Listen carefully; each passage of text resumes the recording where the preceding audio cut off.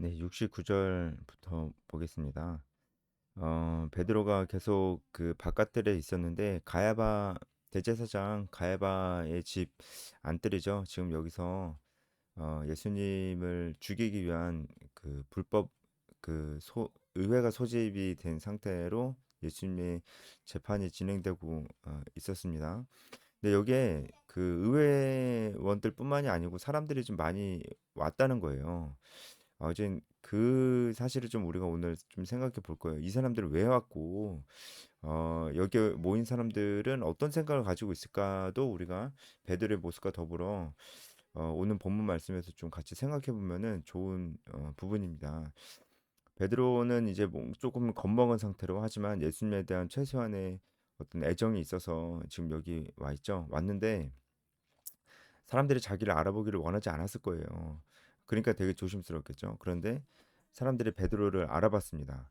이 한 여종이 알아봤다고 하는데 이 나이 어린 계집종입니다. 이 헬라어를 보면은 나이 어린 계집종이 이 베드로를 알아본 거예요.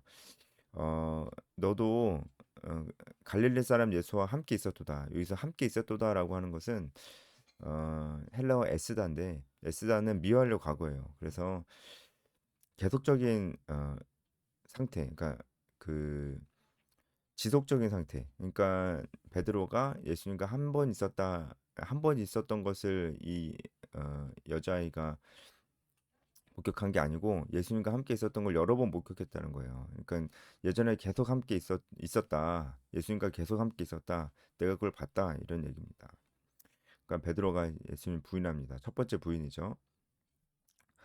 무슨 얘기를 하는지를 아예 알 수가 없다. 이렇게 얘기를 하면서 간접적으로 좀 부인합니다. 그러니까 예수님을 바로 이렇게 부인하는 거는 양심에 이제 좀 찔리니까 간접적으로 지금 질문하는 것 자체, 말하는 것 자체가 무슨 의미인지를 모르겠다. 그리고 모든 사람 앞에서 이 얘기를 했습니다. 왜냐하면 이 여종이 아마 큰 소리로 사람들에게 얘기를 했을 거예요. 그래서 베드로도 큰 소리로 자기 자신을 변호한 거죠. 자, 여기서 제가 앞서 말씀드렸듯이 그 이 대제사장 안뜰에 와 있는 이 사람들은 왜 와 있으며 이 사람들의 정체가 무엇일까? 제가 한번 생각해 보자고 그랬잖아요. 어, 일단은 이 사람들은 사내들인 공의회 의원들은 아니고 이제 상관없는 사람들인데 자발적으로 모인 사람들 같습니다. 근데 이 새벽에 이 사람들이 여기까지 모인 이유가 뭘까요? 일단 이 사람들은 둘 중 하나 같은데 어, 일단은 예수님이 당하시는 일에 대해서 너무나 가슴 아파서 온 사람들이었을 수도 있고 아니면 반대했을 수도 있습니다. 그런데 이 여종의 태도를 봤을 때 반대할 가능성이 높다는 거죠. 왜냐면은 지금 베드로를 딱 보면서 예수와 함께 있었다라고 하는 이 어투가 이 분위기가 그리고 그 이후에 이어지는 많은 사람들이 베드로를 향해서 너도 그 중에 한 사람이다라고 얘기하는 이 분위기가 호의적인 분위기가 아니잖아요. 베드로도 예수님과 한패거리니까 같이 심판해야 된다라는 그런 분위기잖아요. 그러니까 이 사람들은 예수님의 심판에 대해서도 그렇게 생각하고 있는 사람들입니다. 마땅히 심판받아야 된다, 사형받아야 된다라고 생각하는 사람들입니다. 벌써 이 군중들이 예수님이 잡히시는 것을 보고 그리고 예수님 잡히시고 이렇게 힘없이 맞으시고 신문당하시는 것을 보고 예수님에 대한 신뢰가 이미 없어지고 예수님을 향한 기대가 어, 그거보다 더 큰 실망으로 바뀌었다는 것을 우리가 볼 수가 있어요. 이들이 벌써 폭도처럼 변하고 있다는 것을 우리가 좀 볼 수가 있습니다. 그러니까 이들도 잘못된 믿음이긴 하지만 예수님을 정치적 메시아로 보는 잘못된 믿음이긴 했지만 예수님을 환영하는 무리 속에 분명히 있었을 겁니다. 예수님께서 나귀 타고 입성하실 때 그 가운데 있었던 사람이 여기 지금 안뜰에 있을 수도 있어요. 그런데 완전히 변한 거죠. 며칠 사이에 이 사람들의 태도가 완전히 변했던 겁니다. 이 사람들의 태도도 변했고 베드로의 태도도 변했어요. 이들의 태도가 왜 변했을까를 우리가 오늘 생각하면은 그것이 오늘 말씀의 핵심이 아닐까 이런 생각이 듭니다. 어쨌든 베드로뿐만이 아니고 지금 베드로를 뭔가 좀 예수님과 엮어서 뭔가 좀 이렇게 어떻게 해보려고 하는 이 제사장 안뜰에 있는 이 모든 사람들도 사실은 그 처음엔 예수님을 환영했었던 사람일 가능성이 높다. 그래서 이들도 변했을 가능성이 높다라는 거죠. 베드로가 첫 번째 부인했고, 첫 번째 부인할 때는 예수님을 직접적으로 부인하기보다는 그 지금 나는 이 상황이 무슨 상황인지 모르겠다라는 식으로 좀 부인을 했습니다. 그리고 안문까지 나아갔습니다. 베드로가 안문까지 나아갔는데 이 안문은 이 대제사장의 가야바 집에 안뜰로 들어가는 문입니다. 그러니까 들어가는 문으로 갔다는 것은 이제 나가려고 하는 거죠. 이 문으로 들어왔을 텐데 이 문으로 나아갔다는 것은 이제 야 이거 여기 있다가는 큰일 나겠다 싶어가지고 나가려고 그랬던 것 같아요. 근데 그 모습을 또 다른 여종이 봤습니다. 여기서는 또 다른 여종이 봤다고 돼 있는데 복음서마다 여기에 대한 기록이 조금 달라요. 다른 복음서에는 같은 여종이 봤다고 나와 있습니다. 또 다른 복음서에는 남성이 봤다고 나와 있습니다. 그러니까 이것은 복음서끼리 서로 내용이 상충되는 것 아니냐. 우리가 복음서를 신뢰할 수 없다. 그게 아니고요.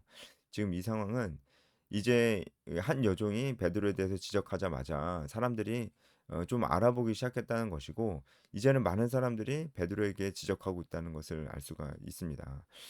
그래서 뭐 아까 처음에 알아봤던 그 여종도 계속 따라다니면서 베드로를 지적하고 있고 그것을 보고 또 다른 여종도 나도 봤다 하면서 다른 여종도 얘기하고 있고 그러다 보니까 다른 남자들도 나도 봤다 하면서 남자들도 얘기하고 있는 것입니다. 그렇게 복음서가 어, 일치되고 있다는 것을 우리가 알 수가 있어요. 어쨌든 베드로는 이제 들어왔던 길로 다시 나가려고 그러는데 사람들이 우르르 자기를 알아보니까 굉장히 당황했을 겁니다. 그래서 이제 또 부인하는데 맹세하고 부인합니다. 그리고 이제는 직접적으로 부인합니다. 예수님을 알지 못한다고 직접적으로 부인합니다. 굉장히 당황했고 그리고 겁먹고 있는 그런 베드로의 모습을 볼 수가 있죠. 그리고 조금 후에 곁에 섰던 사람들이 나와 베드로에게 이르되 너도 진실로 그 도당이라 내 말소리가 너를 표명한다 하거늘.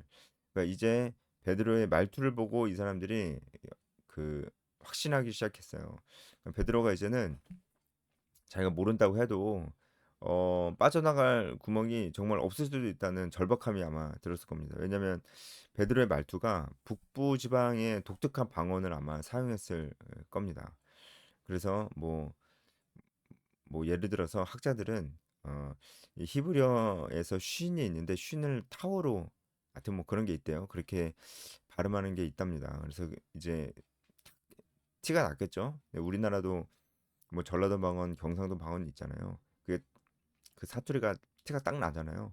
그래서 아마 베드로의 말투도 티가 딱 났을 겁니다. 사람들이 그것을 캐치를 한 거죠.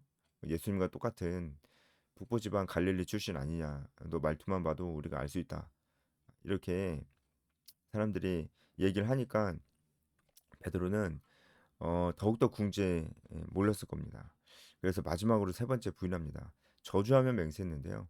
여기서 저주했다는 것은 자신을 몰아붙이는 사람들을 저주한 게 아니고 자기 자신을 저주한 겁니다. 그러니까 자기 말이 진짜가 아니라면 그 저주가 자기한테 올 것이다라고 맹세를 한 거예요. 강력한 맹세죠. 그 사람을 알지 못하노라 어, 이렇게 얘기를 했습니다. 예수님은 직접적으로 두 번째 부인한 것이죠. 그래서 예수님의 예언대로 닭이 울었습니다. 어, 여러분 이 베드로의 모습을 보면서 우리가 어떤 생각이 듭니까? 베드로가 이 닭이 우는 것을 들으면서 아마 예수님께서 말씀하셨던 것이 기억이 났을 거예요. 그죠? 75절에 나오죠. 기억이 나면서 그 당시의 상황도 아마 기억이 났을 겁니다. 그 당시의 상황이 베드로가 호언장담을 하면서 절대 예수님 배반하지 않고 죽기까지 자기는 따르겠다. 그렇게 호언장담했던 자신의 모습도 생각이 났을 거예요. 그게 사실이죠. 그렇게 얘기를 했었습니다. 그때 그 베드로의 마음이 사실이었을 수도 있어요. 그런데 지금은 완전히 무너졌잖아요. 완전히 더 이상 핑계를 댈 수 없을 만큼 베드로가 완전히 무너졌습니다. 이게 왜 이렇게 된 걸까요? 베드로도 그런 생각이 들었어요. 내가 왜 이렇게 됐을까? 예언까지 하셨는데 내가 지금 왜 이렇게 됐을까? 이런 생각이 들었을 겁니다.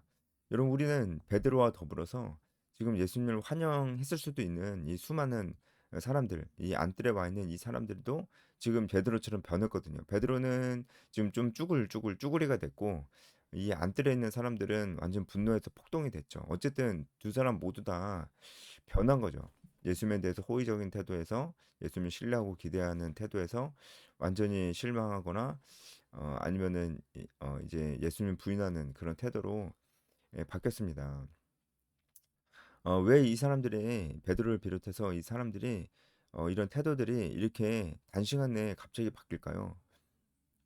그것은 분명히 이렇게 얘기할 수 있을 것입니다. 그들은 예수님의 말씀을 믿지 않았어요. 일단 베드로를 생각해 봅시다. 이건 저번 시간에도 한번 우리가 생각해 봤던 건데 예수님께서 하신 말씀을 믿지를 않았어요. 예수님이 분명히 고난당하시고 잡히시고 죽으시고 부활하실 것이라고 말씀을 하셨었잖아요. 이 부활하심으로 말미암아 예수님께서 다시 오실 것이라고 말씀을 하셨어요. 그 얘기는 예수님께서 이 땅에 참된 임금이시고 왕이시고 이 땅을 정복하시고 다스리실 것이다. 이것이 사실 베드로를 비롯한 사람들이 듣고 싶었던 말이었는데 그렇게 할 거다. 그런데 그 방식이 너네들이 생각하는 거랑 완전히 다르다. 너네들은 내가 세속적인 왕권을 차지해서 그렇게 되기를 원하지만 그것이 아니고 오히려 나는 그 반대로 잡히고 쉼없이 죽임 당하고 그런 방식으로 어, 보여줄 것이다. 이렇게 말씀하시는데 그걸 믿지를 않았어요. 한마디로 말씀을 믿지를 않았습니다. 말씀을 믿지 않았을 때 사람이 어떻게 되는지를 베드로와 이 안뜰에 있는 사람들을 보면서 이 성경 말씀이 우리에게 얘기해 주는 거예요. 하나님의 말씀을 믿는 하나님의 말씀을 알고 정확히 이해하고 그 말씀을 믿는 믿음이 없을 때 우리는 어떻게 돼요? 쉽게 바뀝니다. 베드로가 이거 며칠 안 됐거든요. 지금 이 일이 일어나지. 예수님이 낙이 타고 입성한 지 며칠 일주일도 안 됐어요. 그런데 말씀이 없으니까 이렇게 바뀌는 거예요. 베드로도 예수님을 3년 넘게 쫓아다녔는데 말씀이 없으니까 이렇게 바뀐 거예요. 여러분, 말씀이 없을 때 사람의 믿음이 얼마나 허무하고 연약한지 베드로가 우리에게 보여주는 거예요. 말씀이 없을 때. 그러니까 말씀을 잘 모르거나 이해를 못하고 있거나 말씀을 잘 알지 못하거나 그래서 그러니까 예수님을 믿는 우리의 신앙이 그 믿음이 신앙의 뿌리가 말씀에 있질 않아요. 그러니까 베드로는 예수님을 향한 신앙의 그 믿음의 뿌리가 어디에 있었냐면 일단은 자기의 신념에 있었습니다. 그것은 말씀에서 나온 것이 아니고 자기 생각이에요. 자기 생각이죠. 예수님이 정치적인 메시아가 돼서 왕권을 쥐어서 이 땅을 회복시킬 것이라는 것은 자기 생각이죠. 예수님 그렇게 말씀하신 적이 없어요. 예, 말씀보다 자기 생각이 더 앞선 거예요. 이거는 이 안뜰에 와 있던 다른 사람들도 마찬가지였습니다. 자기 생각이 더 앞섰어요. 자기 생각이죠. 그쵸? 기도 열심히 하고 금식 기도까지 하면은 다 들어주실 것이라는 거 자기 생각이죠. 그걸 들어줄지 말지는 하나님이 알아서 하시는 거죠. 그쵸? 우리 이렇게 하나님의 말씀보다 내 생각이 앞설 때가 있어요. 근데 그걸 잘 몰라요. 마치 신앙 같아요, 그게. 그게 믿음이 되게 좋은 것 같아요. 나는 하나님이 이렇게 하실 줄 믿어. 막 이렇게 얘기하니까 그게 믿음이 진짜 좋은 사람 같아요. 어, 그 봐봐요. 예수님 낙이 타고 입성하실 때 사람들이 예수님 환영했다니까요. 믿음 되게 좋아 보이잖아요. 베드로가 사람들 다 떠나도 저는 주님을 떠나지 않겠습니다. 믿음 되게 좋아 보이잖아요. 근데 실제로 좋은 거였나요? 좋은 게 아니었다니까요. 그 기준이 뭔가요? 이 사람들이 막 예수님을 좋아하는 모습들 혹은 어, 호언장담하는 모습들 이런 모습들이 그들의 믿음을 보여주지 않았다는 겁니다. 진짜 믿음이 있는 모습은 예수님께서 하셨던 그 말씀에 뿌리를 둔 믿음이에요. 그게 진짜 믿음이 있는 거예요. 그렇게 하지 않았을 때 자신의 생각에 뿌리를 뒀을 때 그건 믿음이 없는 게 되는 겁니다. 그래서 이제 위기의 순간에 그게 드러나는 거예요. 사실은 믿음이 없었다는 거. 베드로는 심지어 아주 놀라운 경험들, 기적들 경험하고 베드로 스스로가 무리를 걷기도 했습니다. 이런 신비한 체험들도 우리의 믿음의 뿌리가 될 수가 없습니다. 될 수가 없습니다. 우리는 우리의 믿음을 경험의 뿌리를 내리면 안 된다는 거예요. 우리가 아무리 신비한 경험을 했어도 방언을 하고 신비한 체험을 했어도 그 경험에 우리 신앙의 뿌리를 두면 안 된다는 거예요. 그것이 심지어 성령께서 준 신비한 경험이라고 할지라도 우리는 거기에 우리의 믿음의 뿌리를 두면 안 된다는 겁니다. 그런 경험을 했을지라도 결국은 하나님의 말씀에 우리의 믿음의 뿌리를 둬야 돼요. 베드로가 그런 경험을 했잖아요. 무리를 걸었어요. 그런데도 예수님 말씀을 잘 믿질 않았어요. 우리는 이 사실을 분명히 기억해야 됩니다. 신비한 경험을 쫓는 사람들이 있어요. 신비한 경험을 자꾸 하려고 하는 사람들이 있어요. 근데 그것을 했을 때 자기가 믿음이 좋다고 생각하는 사람들이 있어요.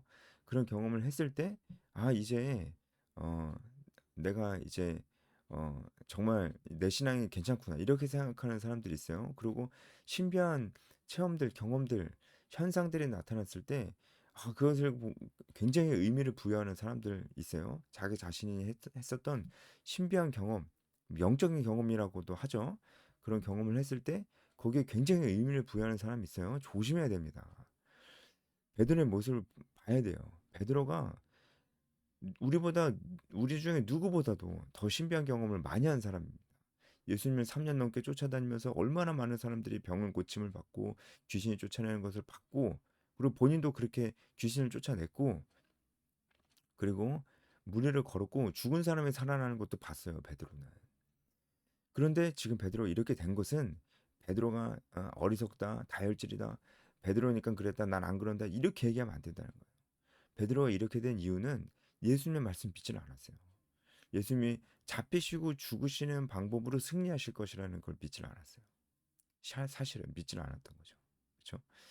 만약에 그걸 믿었다면은 베드로는 지금 이 상황이 충분히 예상이 됐고, 지금 예수님이 힘없이 잡혀 있으신 것이 아니고 예수님이 승리를 향해 나가고 있다는 것을 알았을 것이고, 이렇게 두려워하지도 않았을 겁니다.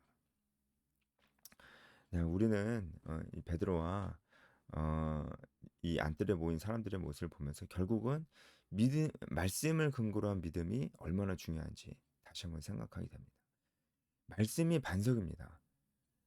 말씀이 반석이에요. 반석은 돌이잖아요. 돌 위에 집을 지어야지 모래 위에 집을 지으면 안 됩니다.